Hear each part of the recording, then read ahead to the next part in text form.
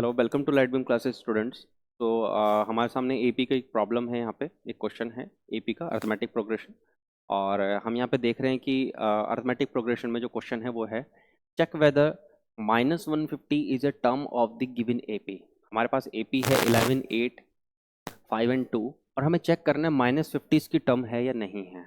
कुछ स्टूडेंट्स यहाँ पे क्या रॉन्ग अप्रोच लगाएंगे, वो करेंगे कि 11, 8, 5, 2 और वो लास्ट तक का फिर देखेंगे -150 है या नहीं है। तो ऐसा क्वेश्चन आपका टाइम भी वेस्ट करेगा एग्जाम में और आपको कोई भी मार्क्स उसमें नहीं मिलने वाला, बिकॉज वो एक रॉन्ग अप्रोच है। इस क्वेश्चन के अंदर करने के लिए अगर ये इसकी टर्म है तो हमारे पास क्या, हमें कैसे पता लगेगा टर्म है या नहीं है जब हम इसको सॉल्व करेंगे।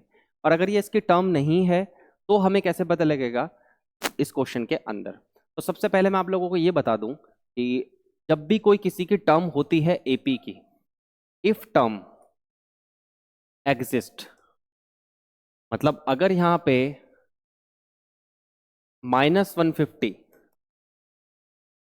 इस एपी की टर्म है तो आप याद रखिएगा कि इसके प्लेस की जो वैल्यू होगी, एन एन की जो वैल्यू होगी इसके करस्पॉन्डिंग, मतलब ये 5th टर्म है, ये 18th टर्म है, ये 30 टर्म है, कौन सी इसकी वैल्यू है कि जिस प्लेस पे ये होल्ड करती है -50, उसकी वैल्यू हमेशा एक इंटीजर में आएगी और वो इंटीजर हमेशा क्या होगा, पॉजिटिव। अगर आपका आंसर इसको सॉल्व करते टाइम पॉजिटिव इंटीजर में आ रहा है तो इसका मतलब क्या है कि आपने बिल्कुल राइटली इसको क्या किया है, राइटली कैलकुलेट किया है। लेकिन अगर इसकी ये एग्जिस्ट नहीं करती, डोंट एग्जिस्ट, अगर ये टर्म इस एपी में है ही नहीं, तब भी आप इसको ये मान के चलेंगे कि इस एपी में है, और उस केस में जो एन की वैल्यू आएगी वो आएगी फ्रैक्शन। वो फ्रैक्शन आ जाए या फिर वो क्या आ जाए, वो एक नेगेटिव इंटीजर आ जाए, तो आप समझ जाना यहाँ पे कि ये एग्जिस्ट ही नहीं कर रही और वही हमारे सॉल्यूशन का पार्ट होगा। तो सबसे पहले तो इसको के अंदर हमें ये मानना है कि लेट दिस टर्म एग्जिस्ट और इसकी एक वैल्यू है जो हम निकाल लेंगे, और निकालने के बाद में देखते हैं कि वो पॉजिटिव इंटीजर आती है कि नेगेटिव इंटीजर आती है। तो यहाँ पे हमें जो एपी दिया गया है,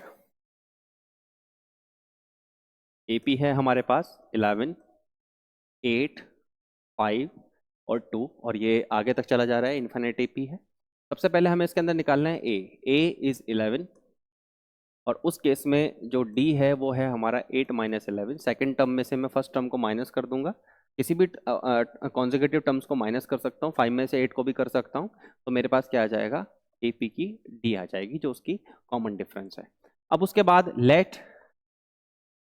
N is the value of the term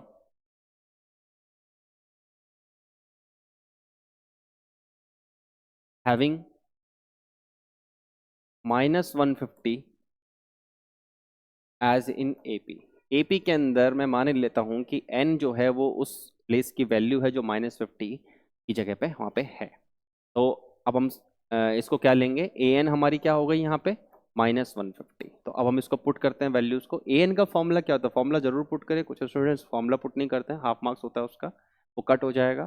तो फॉर्मूला जरूर पुट करें, A plus n - 1 D is equal to -150। A की वैल्यू पुट करते हैं 11 plus n - 1 and d is -3 is equal to -50। कुछ स्टूडेंट्स यहाँ पे क्या करेंगे, -3 से -150 कट करने चले जाते हैं और वहाँ पे वो कैलकुलेशन मिस्टेक करते हैं। तो आप इसके कैलकुलेशन को ध्यान से देखें कि यहाँ पे जो टर्म हमारे पास a होती है पहले हम उसको माइनस करते हैं, तो -3 n - 1 हमारा ऐसा ही रहेगा, और -150 में हम क्या करेंगे, -150 में -11 हम ऐड करेंगे। यहाँ से इसको कट करके कैलकुलेशन मिस्टेक आपको नहीं करनी है, अवॉइड करना है उसको।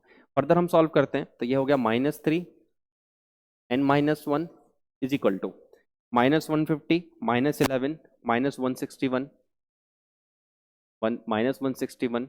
Now n - 1 is equal to -161 upon -3, minus got cut out and we see here this is in fraction, so n - 1 is equal to 161 by 3। n is equal to 161 by 3 plus 1, LCM हमने ले लिया, n is equal to 160 1/3, total में 3 आ जाएगा, और यहाँ पे क्या आ जाएगा 1 3 जा 3, तो n इज इक्वल टू 164/3। हम देख रहे हैं यहाँ पे कि 3 इसको कट नहीं कर रहा है, और 3 कट नहीं कर रहा है, इसका मतलब ये किस में है, फ्रैक्शन में है। अब आप मेरे कॉन्सेप्ट को देखिए, यहाँ पे मैंने जो बताया आपको, फ्रैक्शन हो या नेगेटिव इंटीजर हो, वो क्या नहीं करती, एग्जिस्ट नहीं करती। लेकिन अगर वो पॉजिटिव इंटीजर आएगा तो वो इसका मतलब एपी में है। तो चूंकि यहाँ पे पॉजिटिव इंटीजर नहीं आ रहा है, जैसे कोई भी टर्म होती है एपी में, क्या होती है, 15th term, 17th term, 18th term, ऐसे ही तो होगी।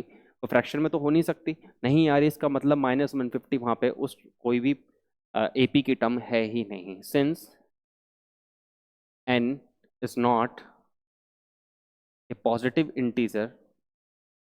पॉजिटिव इंटीजर होना जरूरी है, पॉजिटिव इंटीजर, तो -150 is not a term of AP, इस एपी की टर्म नहीं है। ये प्रॉपरली आपको लिखना है। यहाँ पे आप ये लिख दें कि हाँ ठीक है, ये इसमें लिख दें नॉट ए टर्म एटसेट्रा। आपको रीजन भी बताना है कि नॉट ए पॉजिटिव इंटीजर, इसीलिए यहाँ पे क्या है, ये टर्म नहीं है। सो आई होप कि आप लोगों को क्वेश्चन का अप्रोच समझ में आया होगा, क्वेश्चन क्या आपसे डिमांड कर रहा है, किस तरह से उसकी आंसर राइटिंग करनी है, आपको समझ में आया होगा। एंड आई होप कि आपको इसमें मेथोडोलॉजी भी समझ में आई होगी, क्वेश्चन को किस तरह से अप्रोच करना है। बाकी के स्लाइड्स में मैं नेक्स्ट क्वेश्चन लेने जा रहा हूँ। Thank you.